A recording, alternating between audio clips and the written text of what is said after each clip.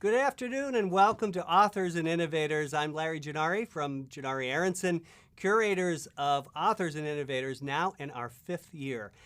We'll start this, as we always do, by thanking our host and our sponsors.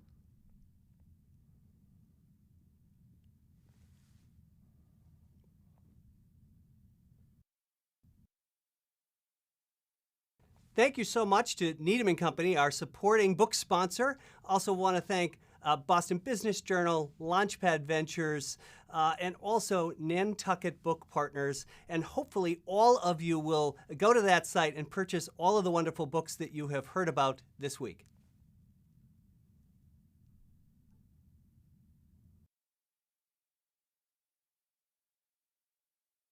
Actually, to Babson College, our host today, and the Arthur Blank School of Entrepreneurial Leadership. We're really pleased to be here.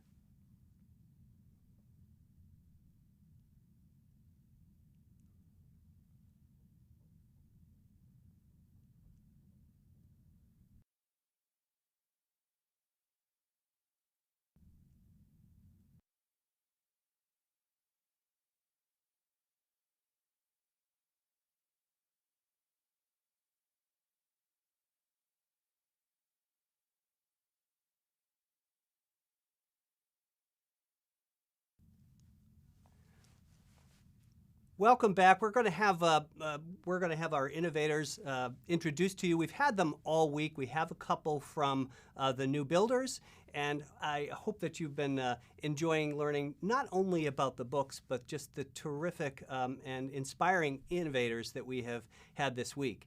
When we start to talk about the New Builders, we'll reintroduce them. But for now, we'll go ahead and talk to our last innovator here in our last day of Authors and Innovators.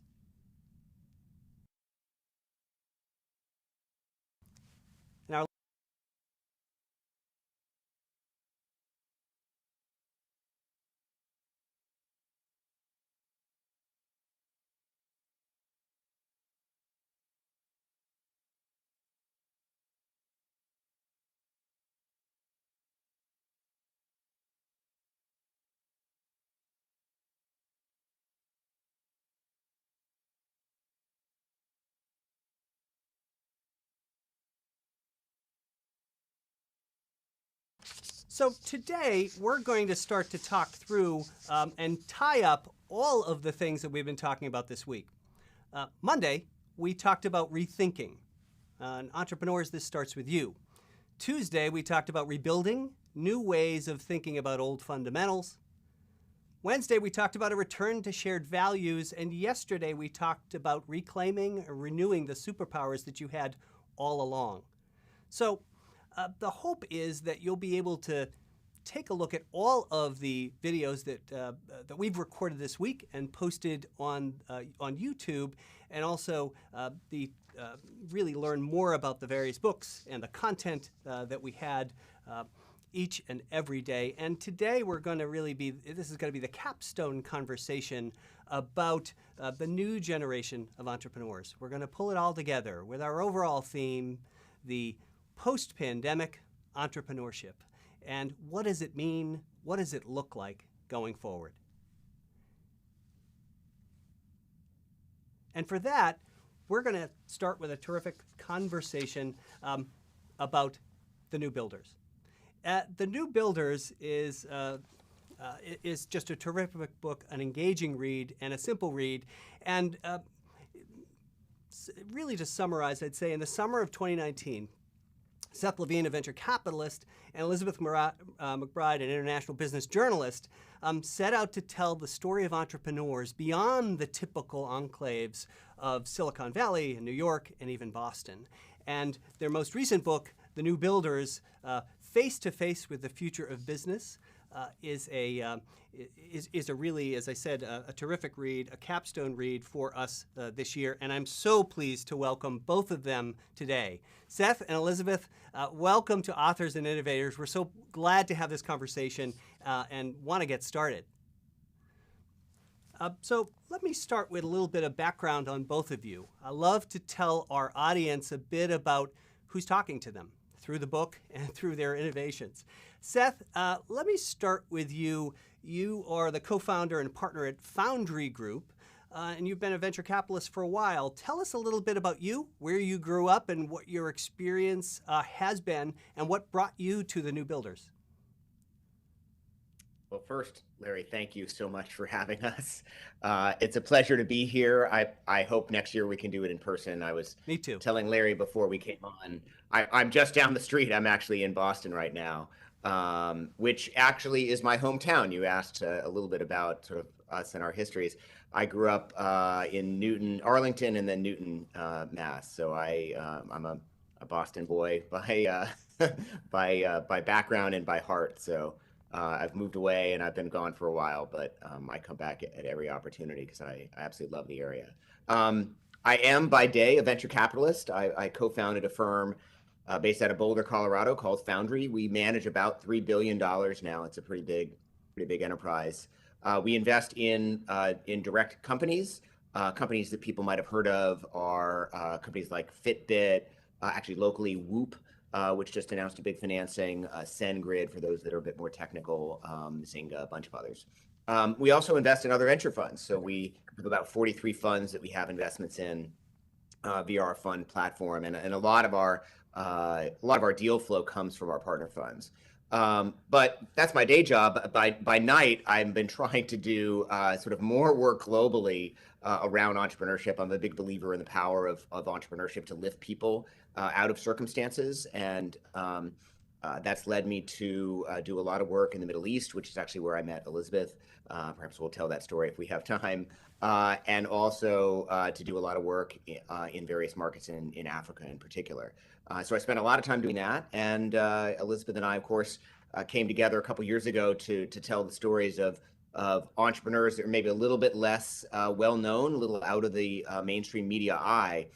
And what we learned as we wrote the book, and I'm sure we'll get way into this over the next hour, is that actually the future of entrepreneurship lies in those places and with those people.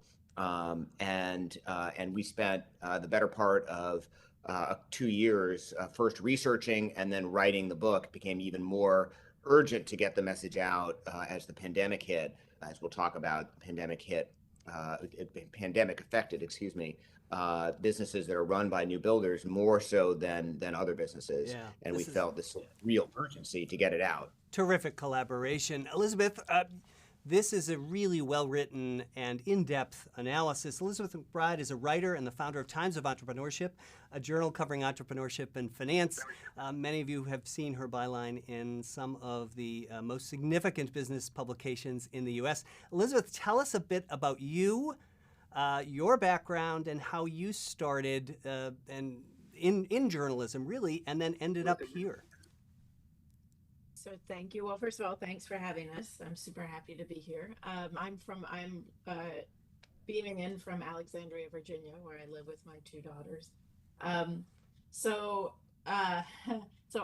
was thinking ahead of time, what am I going to say to describe where I'm from? Because that's always a tricky question if you're a military brat, which is what I am. But my family is Washingtonian from many generations, and now due to the fact that my mother and father fell in love with Montana, that's kind of where my family home is at this point. And so I'm like the definition of middle class, right? And also my family is kind of American dream writ large, if I can be a little bit sentimental. My great-grandfather was a coal miner. My grandfather was a shoe salesman. My dad joined the military, and that really lifted our family kind of into the upper middle class, and then sent my 3 siblings and I to college. So that's sort of who I am. The way I came to journalism is I was writing on my college application. I had English because I've always loved to write. My father walked behind me and said, "That is not practical at all." And so I erased it and put journalism. And that sort of launched me on this career, which was increasingly fraught over the past 3 decades, right? Journalism has lost half of its workforce in the United States over the past 3 decades. But I stuck to it mostly because I love it so much. And it has taken me reporting all around the world, and business journalism became the place where I kind of fit because I like the analysis, I like the rigor of business journalism, but I also still have to write. And so that's how I ended up with this career, which is fabulously fun and has allowed me to meet all kinds of cool people like Seth. I love the collaboration between the two of you, and it strikes me, reading The New Builders, that collaboration is essential. There are very different lenses here in the book and different voices in the book. And I want to talk a bit about that. Seth's, of course, is financial and metrics and give me your sustainable competitive advantage. Yours, on the other hand, is tell me your story. How do you fit into this community? So it's a really powerful collaboration. I'm going to throw it to both of you. And this is something you've done so many pieces for this, but I want to ask the essential question. Who are the new builders and why should we care? Yeah. Well, I'll take the first pass and then Seth will jump in. So who are the new builders? The new builders are the next generation of entrepreneurs. So they are women, they are people of color, they are older, and they are also immigrants. They've always been immigrants and they still are. So that's the group of people we kind of put into our book and gave them a name because we wanted people to recognize that that group, the real power and the next generation of entrepreneurs, are almost a diametric opposite to what you would think from the media, which is white men doing tech companies. So that's who the new builders are, why we should care. There are so many reasons to care, and I know we're going to talk about all of them. Economically, they are the absolute bulwark of our economy, right? Even though we spend all of our time thinking about Facebook and Google and the tech companies, small businesses are the biggest employers. They're half our GDP. They're where most of the new jobs come from, and maybe most important, and you this little bit, but they're the heart and the emotional backbone of our communities as well. They are our community. Seth, you've talked about this before. Venture folks fund 1% maybe of companies in the U.S., and 17% of companies have bank loans. So who are the new builders from your perspective, and why do they matter from your perspective? I think the thing that's most important to understand about the new builders, in addition to what Elizabeth just described, is just how prevalent they are in our business landscape, right? And we don't see it because we don't tend to report on companies that are run by new builders, because they tend to run businesses. There are plenty of new builders that are running tech businesses, but they tend to especially be running businesses that are more businesses you'd find along a main street. And those aren't necessarily as sexy as we have decided that this narrative around entrepreneurship should really only mean tech entrepreneurship, right? Which is something that we identify in the book as being really a dangerous trend, right? Started by Ronald Reagan with this interesting history and how he used it as a diplomatic tool to contrast communism. He talked about the power of not just capitalism, but specifically entrepreneurship. He had, of course, as everyone knows, been previously the governor of California. He was there as sort of Silicon Valley was birthed. And so he decided that the best way of describing entrepreneurship was to narrow it to tech entrepreneurship, because this is really the area at the time that the U.S., well, continues to, the U.S. had this massive advantage. Right. And so he used it as a diplomatic tool. But in so doing, he really narrowed everyone's view of entrepreneurship. We think that's a huge mistake. 100 years ago, a farrier or a corner shopkeeper was considered an entrepreneur. We need to bring that back, right? We need to take back the word entrepreneur, which really has roots in meaning to endeavor or to undertake, right? These are people that are undertaking a business and risking, risking their livelihood and risking their finances to start a business, whether that's a tech company or a corner store. And we think that's really important. And related to that, Larry, is and this is, my industry has been terrible for this, right? I mean, we only seem to celebrate those businesses that are scaling and or have the chance to scale really, to massive businesses. And in the venture world, that's part of our business model, right? We talk about 1% of companies receive money from venture capitalists. Only about 1% of those companies become, really, really big businesses and drive most of the returns in our industry.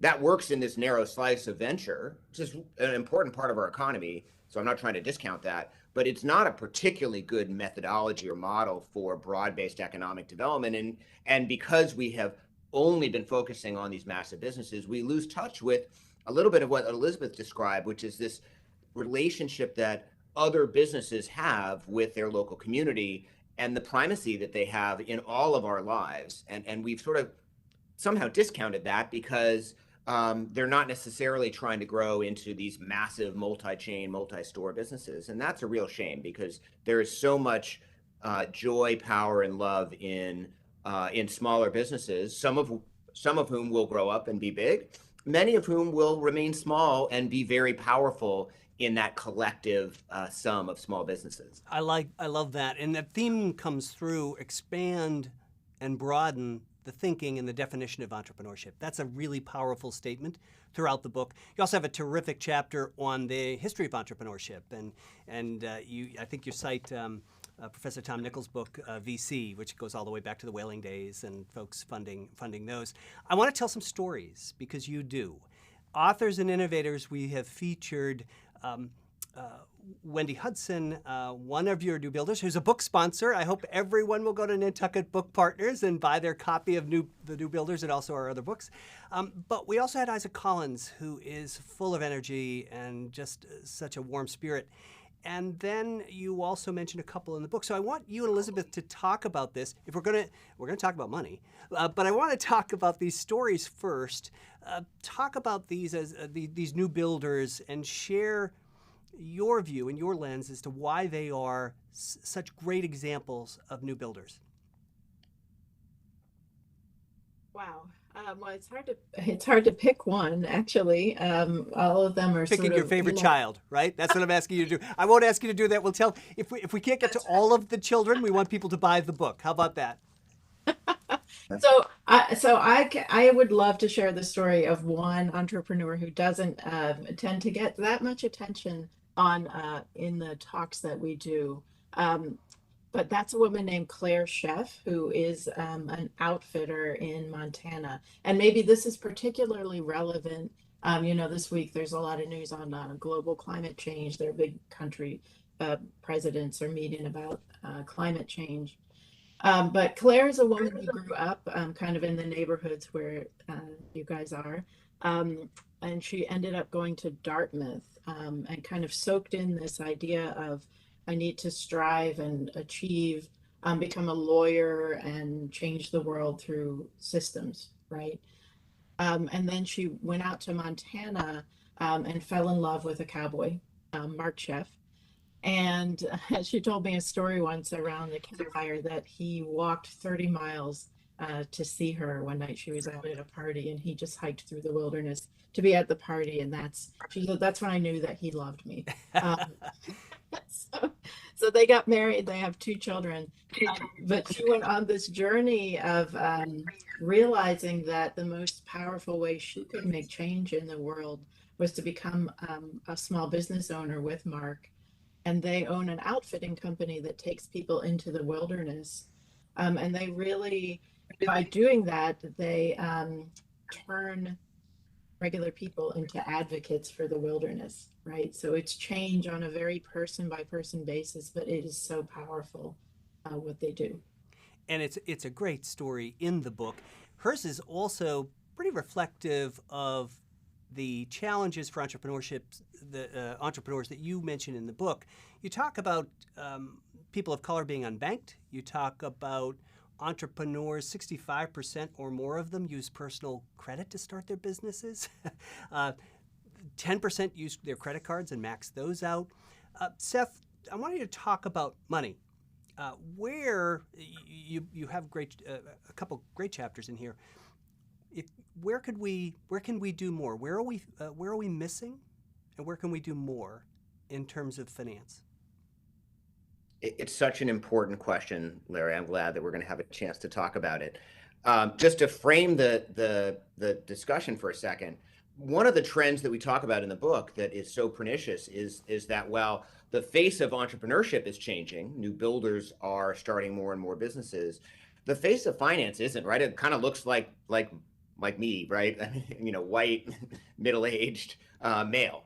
And that's presenting some problems because we're not doing a very good job at getting money and other forms of support, but we're talking about money now, so we'll talk about that, to new builders. And increasingly so, it's become increasingly difficult to do that. And you described some of the challenges that new builders have in getting their businesses off the ground in terms of accessing capital. The vast majority, we talked about 1% of businesses taking money from venture capitalists. You referenced this earlier, but just to repeat it, only about 17% of businesses take money from banks.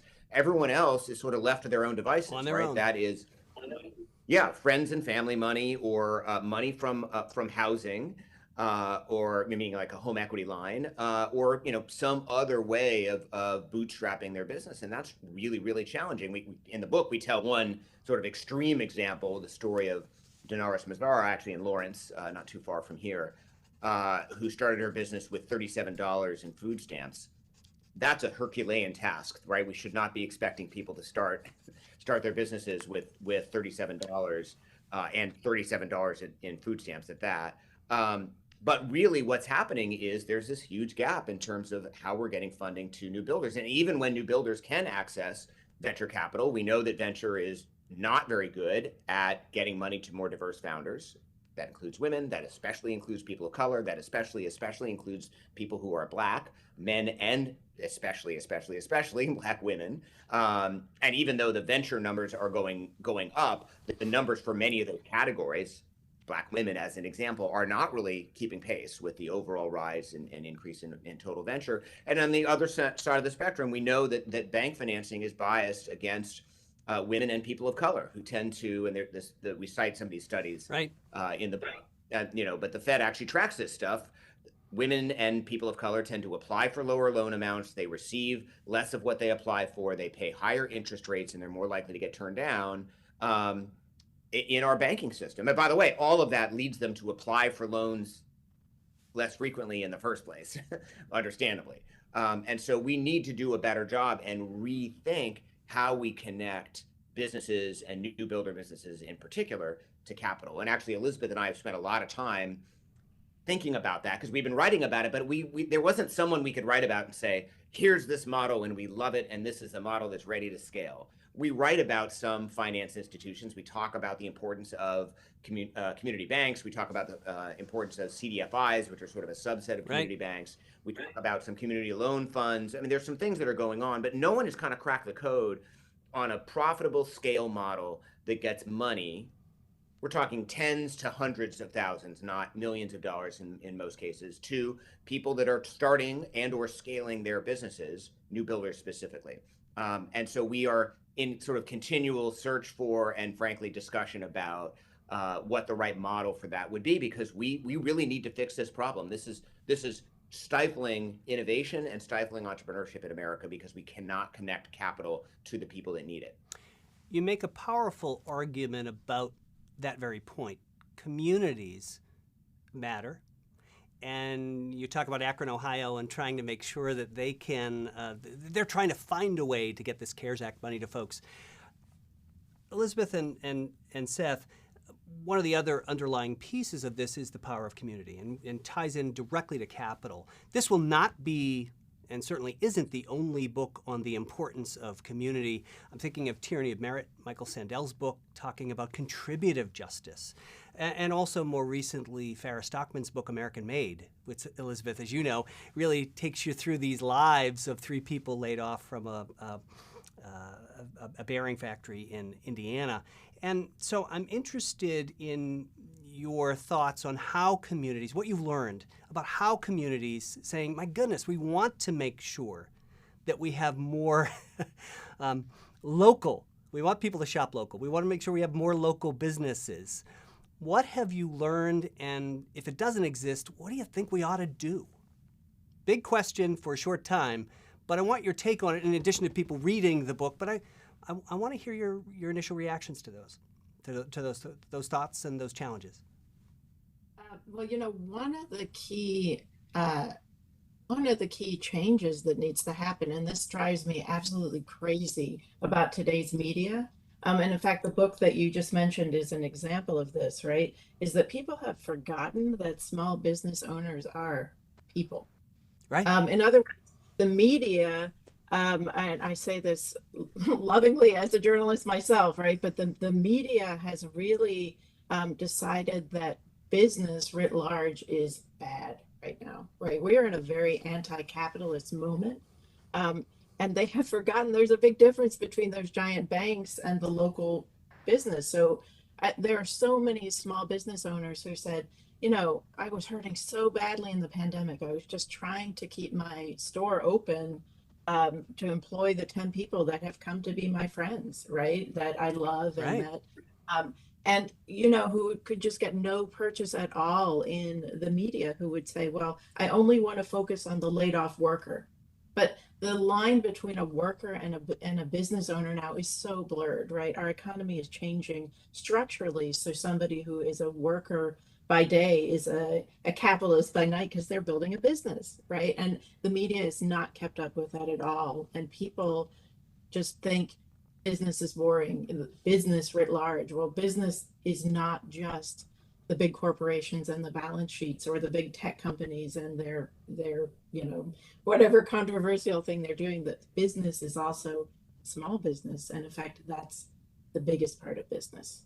And the biggest part of, I think, this book, saying we're not suggesting that big is bad. We're suggesting that big isn't everything. So we need to do a better job in the media. Seth, what else? And because Elizabeth talks a bit, you both do in the book, about the impact of the demise of community banks to those communities. As a venture capitalist, as somebody who thinks through this, what can we do to get more money faster and more efficiently to these new builders? Because I know you've been thinking about this for a while. If you had your druthers, what could we do? What should we do?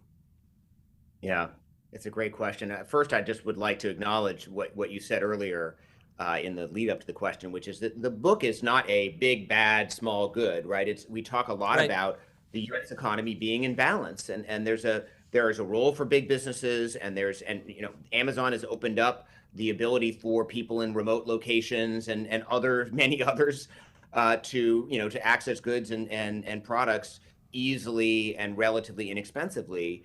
So it's not that that's bad and we argue against big business, but we talk about why this balance is so important. And we talk a little bit about sort of reframing how we think about our relationship to all sorts of different types of businesses, and frankly, the tasks that are in front of us, right? I mean, yes, it is easy sometimes to go on Amazon, click, click, click, click, click, and buy some things that you need, but we've sort of lost a little bit of what was enjoyable about strolling a main street. And I think about Nantucket Bookworks, for example, as one of the sponsors here, and we write about Wendy and her history in the book. But and if you she actually has 2 stores in kind of the downtown area of Nantucket, and just the joy of strolling that street that Nantucket Bookworks occupies a spot on, and poking your head in and out of a shop, and maybe getting surprised and seeing a book in the window that you maybe weren't thinking about, and it looks kind of interesting, and you go in and buy it, right? We've lost a little bit of that. And I want to acknowledge that's all part of this discussion that we're trying to have. And particularly just emphasize what you said, that we were really arguing for more balance. Now, to the question that you just asked, I wish I had a great answer to it. I certainly am worried about the role of community banks and the plight of community banks. 20 years ago, there were 14,000 banks in the United States. Today, there are fewer than 4,500. We said 4,800 in the book, but there have been more that have been consolidated. They don't generally go out of business, but they tend to get bought by bigger banks. 80% of deposits in the United States right now are controlled by 4 banks. We need to do a better job, because most of this consolidation's happened at the smaller end of the banking sector. We need to do a better job of helping support community banks that in turn are much more effective at lending to rural communities and to diverse communities, right? Women and people of color. And Elizabeth and I are working on a couple of ideas at the federal level. For example, expanding the opportunity zone credits to include investments in, meaning opening a checking or savings or money market account in a community bank, which would be a great way to get more money into the banks that they then turn around and lend. There's about a 10-to-1 ratio. A number of studies have shown for every dollar that gets put into a checking or money market account, about $10 ends up getting lent back out into the community because of the way the sort of cycle of money works. So that's a thought on how to do this. Certainly supporting platforms like Mainvest and others that support and allow you to invest directly in local businesses helps. Some of the easing of the investment rules that happened under the Jobs Act and some subsequent rulings, that's all positive in our mind. But what we're missing, and I think the thing that Elizabeth and I have been thinking a lot about since writing the book, is what does a financial institution look like that does a better job at lending to new builder businesses? How do we streamline the process? How do we make it easy, unbiased, so therefore by definition not totally reliant on FICO and other scores, because those are clearly biased. Yep. Challenging for a lot of folks. Right. Yeah, exactly. And so we've been thinking about what that needs to look like. I hope that in the next year I'll have a better answer for you, but I envision a financial institution, and we're actually talking with some folks about setting something up like this, that does a better job of seamlessly allowing people to apply for access to that capital, doling out capital in an efficient way so that you can do it in relatively small increments, tens of thousands of dollars, not millions of dollars, and that has streamlined reporting and other attributes that allow people to just focus on operating their business, right? I mean, one of the challenges with the way that finance works in the United States right now is there's so much overhead required to first apply for loans and then to be in compliance with those loans by reporting back. And that just doesn't work when you're a new builder. You are the inventory manager, you're the HR manager, you are, likely working the register at your business. You're in the middle of it, right? Maybe you're the chef. You depending on what your business is. You're the fitness trainer. You are there making it happen. And so there's only so much time in your day, and we need to think about how to streamline some of these processes to make it work for new builder businesses. And then lastly, at some point, we just need to trust new builder businesses, right? So much of our finance system is built around mistrust, and how do we ensure that people aren't taking advantage of us? And we need to obviously have some underwriting and gates in place to make sure that you are loaning money out to people that will be responsible with it. But then you need to just let them alone with that money. They know what they need to spend it on, and we don't need to track every dollar. And by the way, I feel like this about many people, and at least in my world, view their philanthropic dollars the same way. They want to control it. They want to know what the ROI is. And I think that's a dangerous trend because we have a long history in this country. It dates back, at least 400 years, but likely longer, of not trusting, in particular, people of color, especially Black people and especially Black women. We don't have a history of trusting them, right? That's a direct quote from one of the women that we interviewed, Catherine Finney, said, we don't trust Black women. And so finding a way to get over that history and start trusting these new builders, I think, is a critical aspect of any plan that we implement to get more money to the new builder economy. Well, it's interesting. We've heard from Tip O'Neill way back when, all politics is local, and it's coming back to this, it sounds like, for finance. Elizabeth, talk about the power of community and what you found about the impact to those communities when someone took this local approach, whether it's through the SBA or something else, or coming up with one of the initiatives Seth just talked about, the impact to the community of the new builders or of any new builder in a community, because I know that that's an important part of their stories. Yeah, so I just want to, before I answer your question, I just want to add to what Seth said by saying I just assigned a story for Times of Entrepreneurship, this journalism platform that I've started, on what happened between small businesses and big banks during the pandemic. Because what's emerging is that big banks actually raised their account minimums for small businesses. Oh, wow. So they started charging more fees Which, when you think about it, is just incredible, right? I Yeah. mean, big banks were already very profitable. And so to do that in the pandemic just seems like cruel, right? I mean, We'll look forward to this story. Yeah. yes. Wow. So, so let's see. But to answer your question, one of the communities we profile is a place called Stanton, Virginia, which is an example just of the way a community can come together and actively decide to support small businesses. So it's not like they had one angel philanthropist swooping in, right? It was more like 10 people, the head of economic development and a small business owner named Joe Harmon, and just people who loved Stanton, right? Got together. They set up an angel investment fund. They got some money from the U.S. Department of Agriculture. It's kind of an agricultural center. They just pulled in money from all different sources and built up really a very supportive small business economy in Stanton, which has actually turned the downtown around.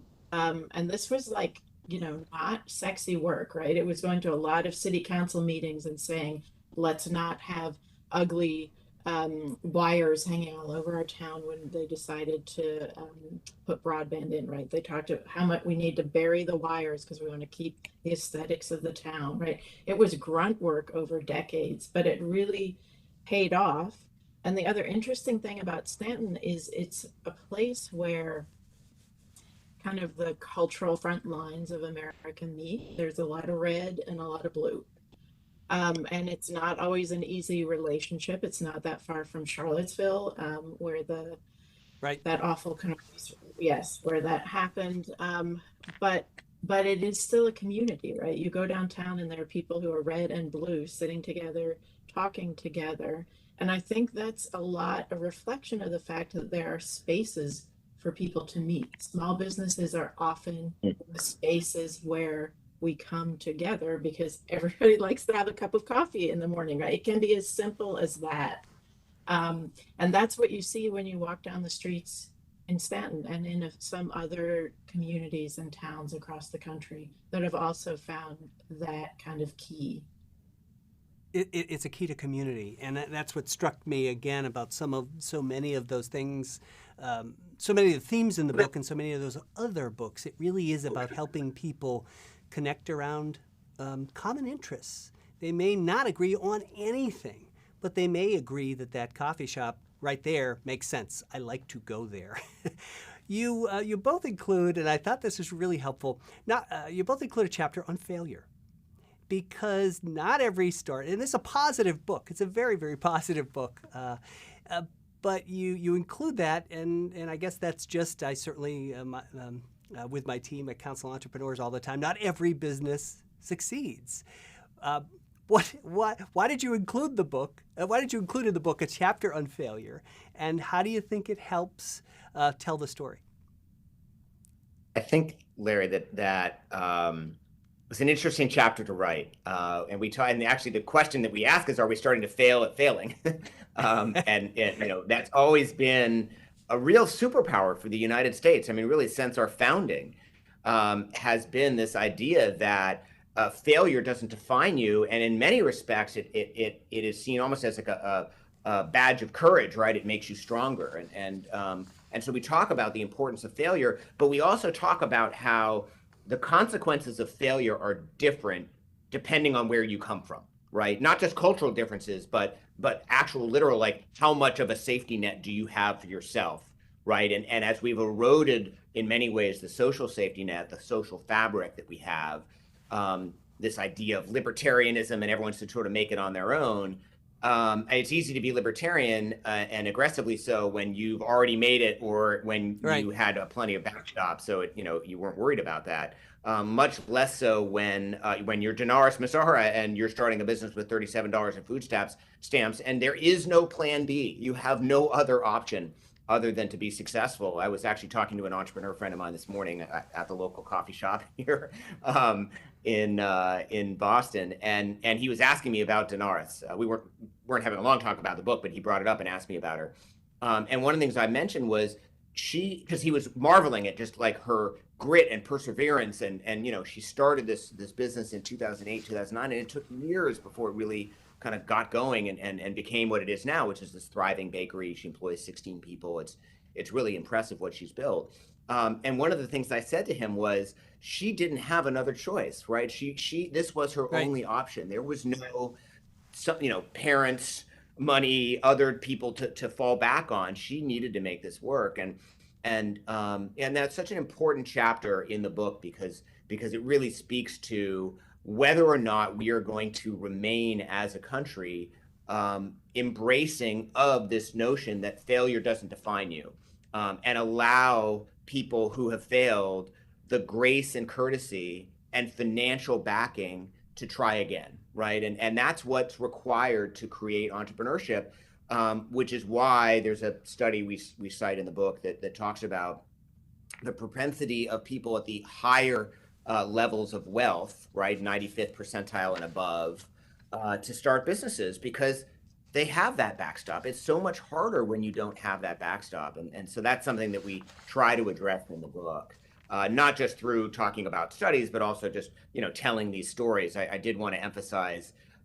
this idea that you've been kind of bringing up, and I want to make it really explicit, which is that, the book is mostly a storytelling book, right? We try to weave some facts and figures and some history and some other interesting items into the narrative, but at its core, the book tells the stories of entrepreneurs, people like Danaris, who I mentioned, people like Claire Sheff, and I think that as I reflect just on my own journey as a writer now and a co-author of the book, one of the things I really learned from Elizabeth was, because it's a mistake to think that I wrote the facts and figures and Elizabeth wrote the narratives.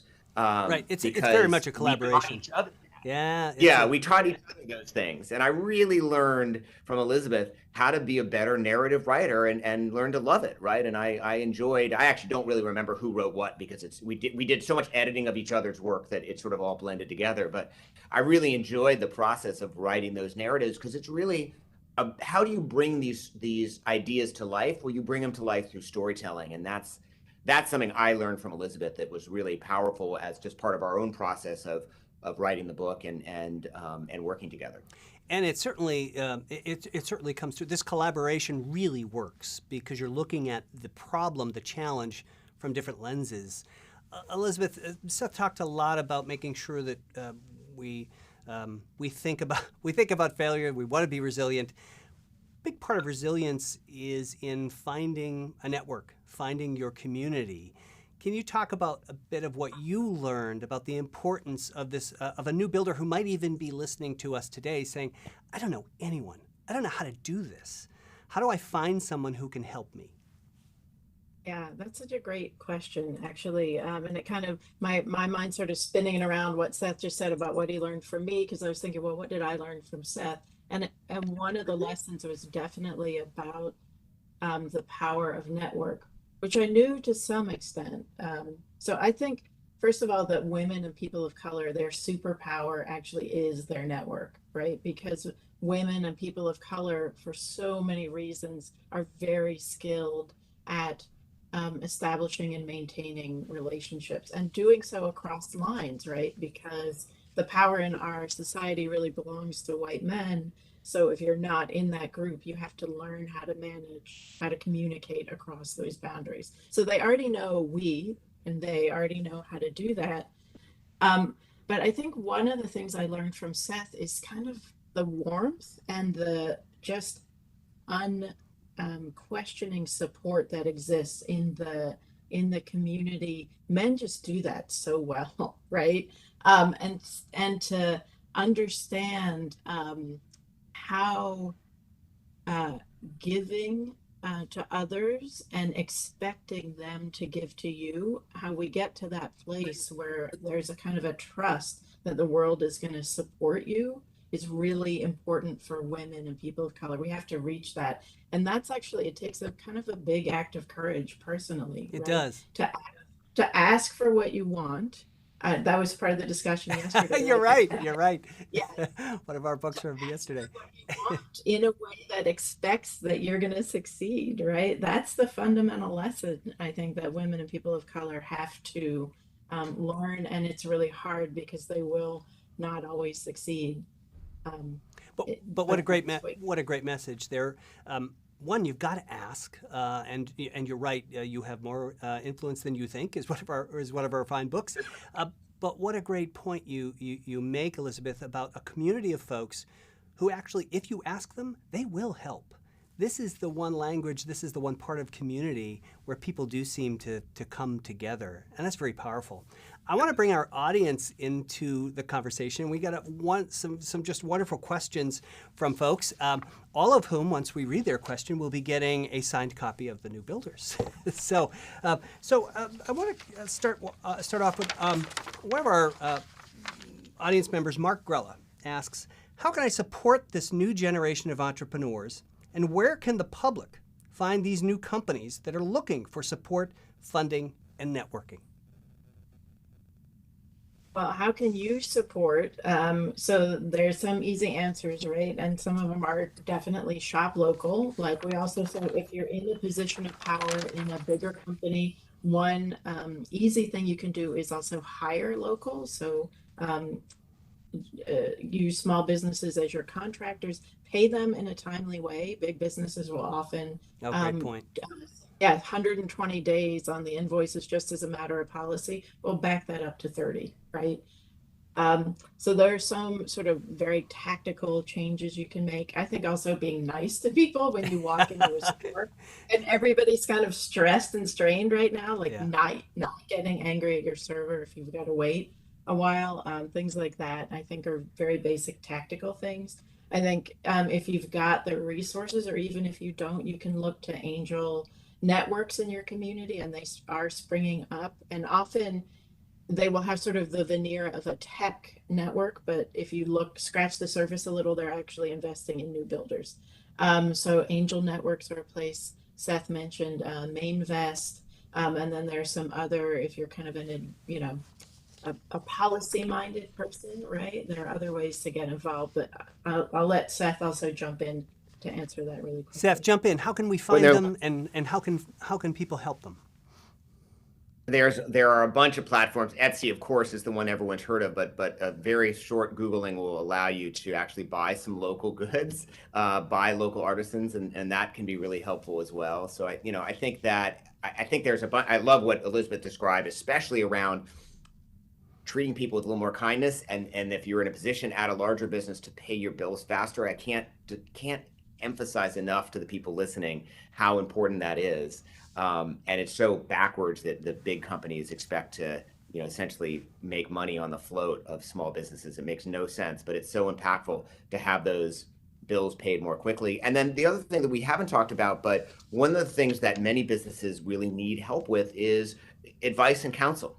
And there are networks and groups in almost every community around the country that get together.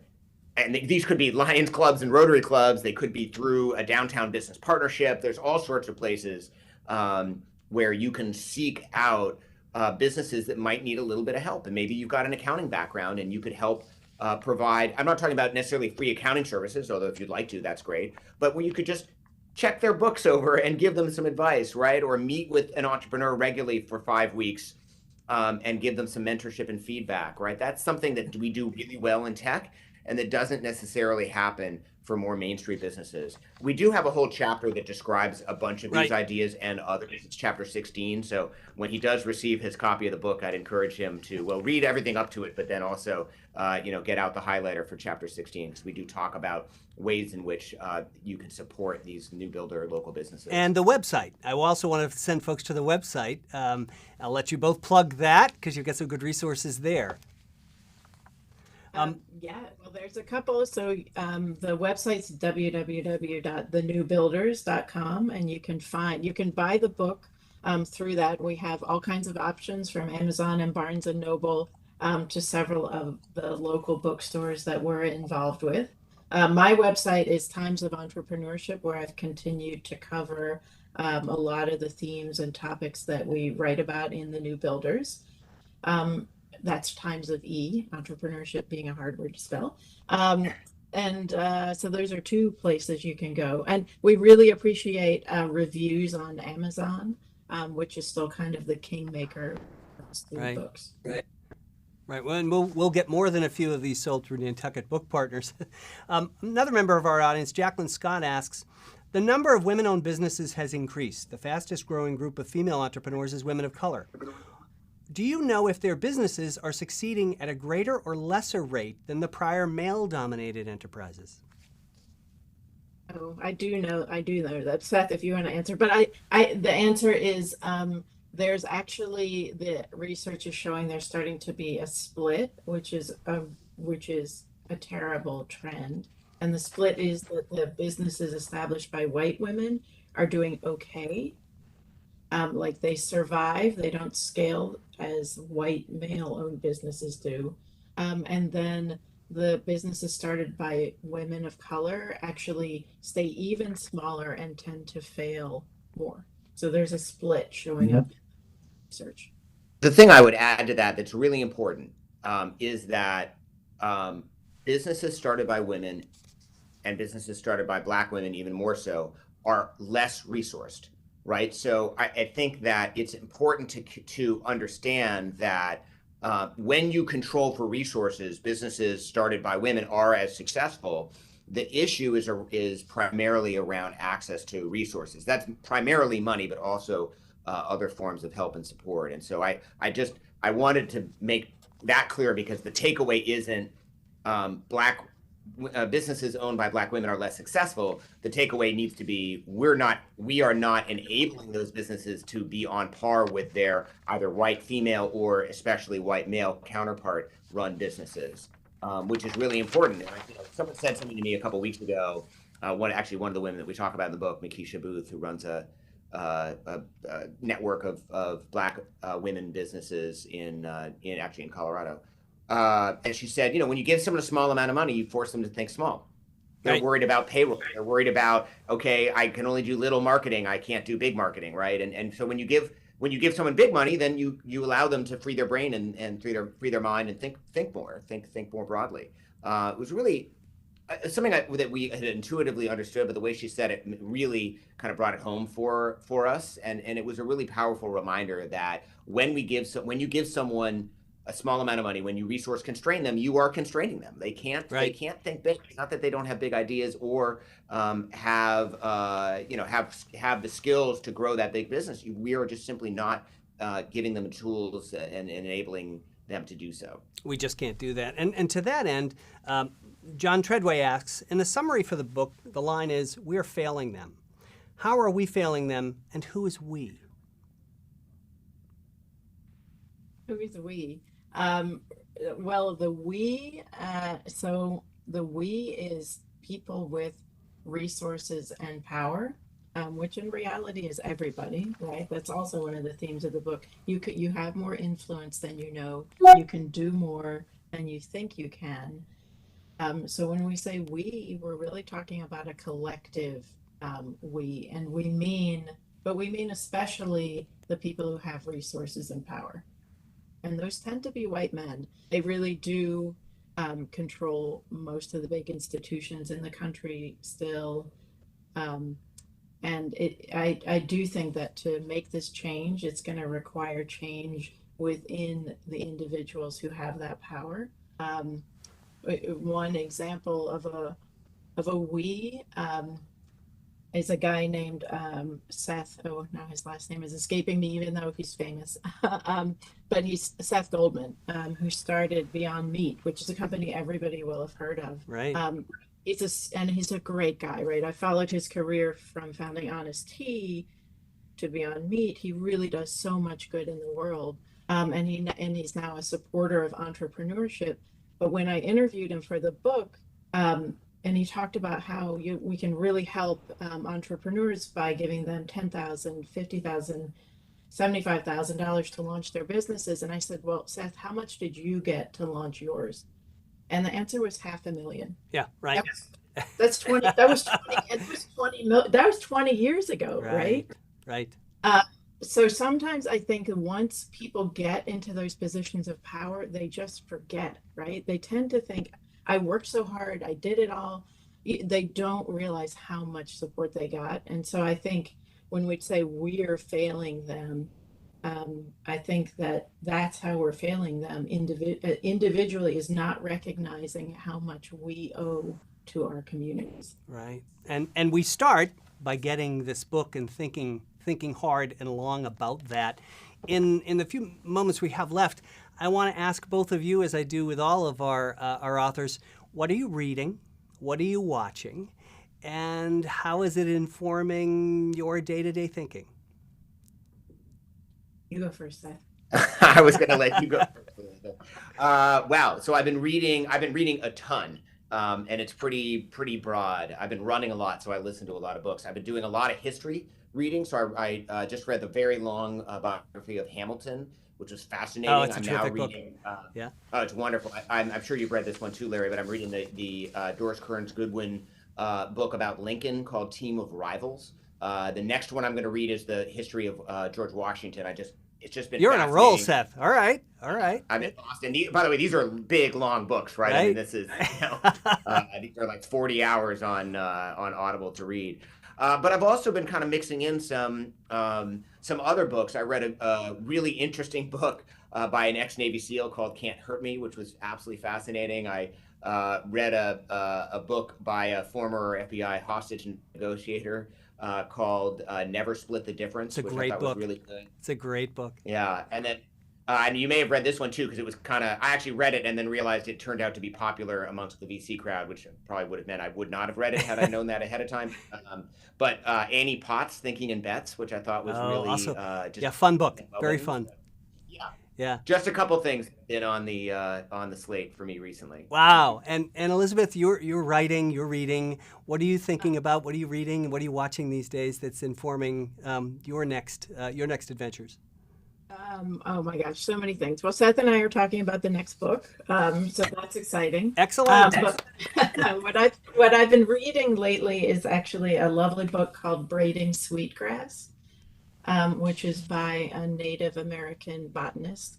And it's so interesting that many of the themes she talks about are similar to what we've been talking about here, kind of how plants are part of the community. So it's an edgy book, but it's really good. And I'm just about to start reading actually an unpublished novel by a friend of mine, Adrian Spratt, who was one of the first people who he's blind, who went to Harvard Law School. And so he's written a novel, and I'm just about to start reading it. I've been trying to help push it out into the world. And I feel like the disability perspective is now just starting to push into the mainstream. So I think he's going to be a big writer in the next couple of years. And mention his name again and when the book might be out. So his name is Adrian Spratt. His We can novel watch for that. His novel is called Caroline. I think it'll be probably out in a year or so. Wonderful, wonderful. Well, we'll have to leave it there. I want to thank Seth Levine and Elizabeth MacBride from The New Builders. Please visit the link that follows for Nantucket Book Partners. And for all of you who have joined us for Authors and Innovators 2021, thank you. And please be in touch. We can't wait to do this again, and we're going to take some steps along the way to introduce you to authors and innovators over the year as we continue. So thank you again, and until next time, keep reading and buy the book.